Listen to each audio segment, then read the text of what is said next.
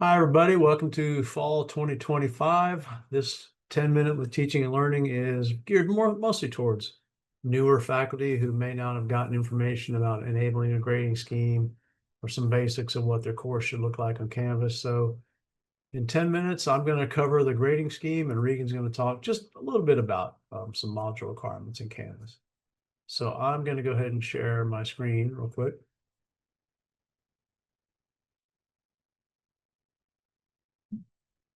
And you should be seeing my AI literacy course, right, Regan?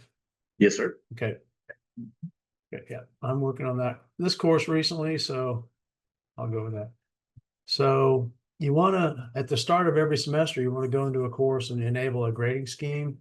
Otherwise, your last day of the term will be really clunky because your grades will not report correctly in the planner. So to enable that grading scheme, you're going to go over here to the left and go down to course settings.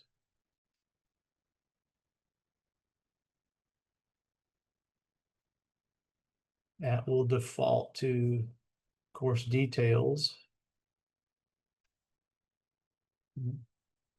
And then scroll down to enable grading scheme. Most likely it'll be off and you won't see a grading scheme. So two things you're going to have to do. First, you're going to just have to click this box to enable a grading scheme. And then you're going to have to pick one. And you do want to pick one. You do not want to use the default Canvas grading scheme because that will give pluses and minuses, which will not be read by our SIS system. It will not work. It's got a tricky name. It sounds like surely the default Canvas grading scheme will work, but it will not. You're going to have to take the drop down and pick. Usually the most common throughout Grayson College is the Grayson College basic grading scheme or the MLT grading scheme. You'll see the nursing department, cosmetology, radiology have their own grading schemes. BNSG, CWL, they have their own grading schemes they can use. This MLT grading scheme is one that I like because I'll show you. Once I click it, I can view it. And you'll see this grading scheme. Basically, if a student gets an 89.5, it rounds it up to an A. Same with 79.5 or 69.5. So that final rounding, I like to do that. You don't have to do that. You can pick the basic Grayson College grading scheme, or unless you're nursing or cosmetology, you can pick the MLT grading scheme, which I'm going to use this. So pick your grading scheme, make sure it looks okay, and then go to the bottom and click update course details.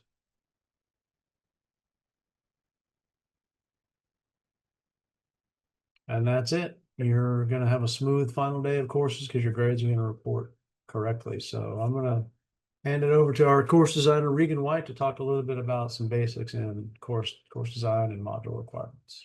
Regan? Thank you, Todd. I'm going to go ahead and talk today just a little bit about the Canvas course check sheet and some of the things that I've seen that would be better served if we followed the Canvas course check sheet.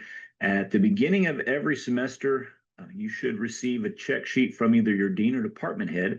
And basically, it's just a guide that lets you go in and examine your courses in Canvas and make sure that they are to the standard that Grayson has set, particularly since we're emphasizing a one college experience or one Grayson experience. It's important that we have a consistent look and feel to our Canvas courses. This makes it easier for the students because they find that consistency in navigation makes it easier to get around. It's consistent in the way that they look at their textbooks and they find their resources. So let's go ahead and look at a class here and see kind of how it applies to the Canvas check sheet. So this is a class that I have created in Canvas, and you'll notice that it starts on a landing page or a home page. If we look at the Canvas course design check sheet, the first item is that Canvas pages or the Canvas course should start at a home page. In this case, a landing page has some basic information about the course and also the beginnings of navigation. It allows the students to go to the basic places they need to go. So on this home page, we have a getting started button that allows us to look at some basic information about the course and also about the instructor. Syllabus shortcut that takes us to the simple syllabus, which is the official syllabus. Everyone in Grayson should be using a simple syllabus in their Canvas courses. Also takes us to the modules.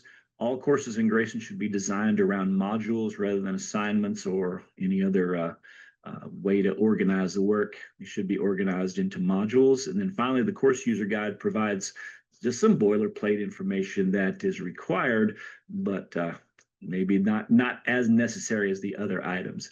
So as we look through the check sheet, announcements are required. Instructor contact information, course name, and syllabus. We talked about those things.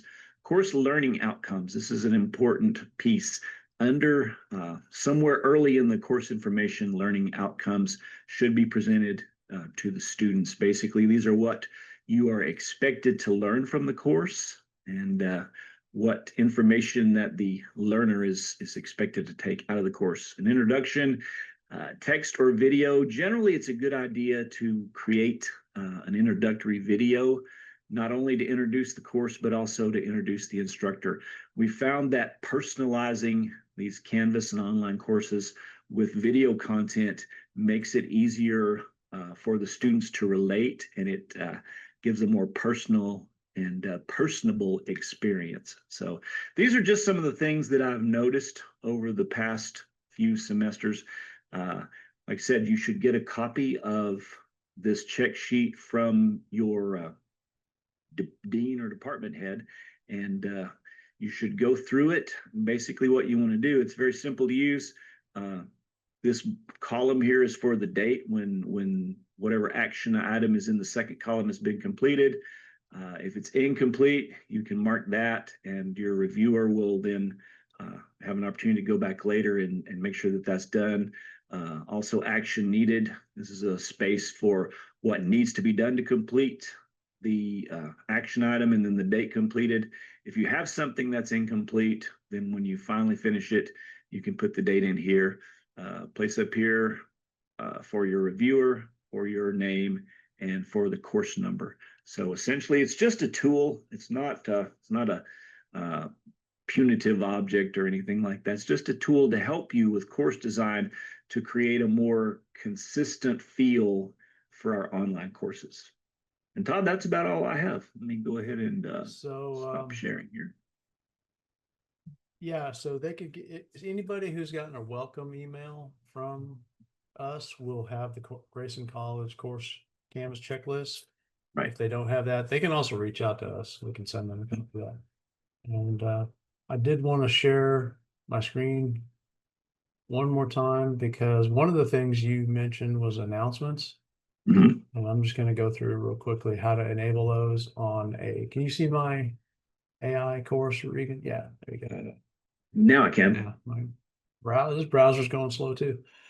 So one of the things that works really, really well, you'll see it on, I'll go to my homepage, you'll see it on here,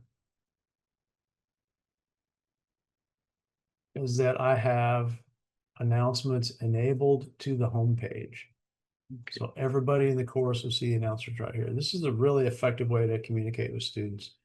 We know that if you need to communicate with all your students, doing that in the inbox is usually the worst way to do it. Most students won't read it. But if you, and if you do announcements, they may not click on the announcements tab. But if you go into settings so that recent announcements show up here, your students are going to be seeing that. So the last thing I'll cover is how to enable that. You're going to go to settings. That's going to default to the course settings again tab. And then you're going to scroll all the way to the bottom. And it is right here, this third box down. Check that box, show recent announcements on course homepage. I've only got one announcement, so I'm showing that. You can also pick up to the most recent 15. I don't recommend doing that. This is a case where more is probably better.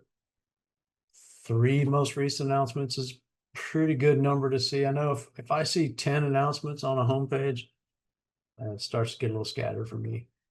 Then you're gonna save that. And it's a very effective way when you need a last minute communication with all students. So thanks, Regan. Like I say, they can reach out to us, and we also have that Canvas course checklist. And any other questions you have in Canvas. Anything else for you, Regan? Absolutely not. That's it. Thank you. All right. Hopefully we kept that at 10 minutes. Okay. Thanks, everybody. Thanks.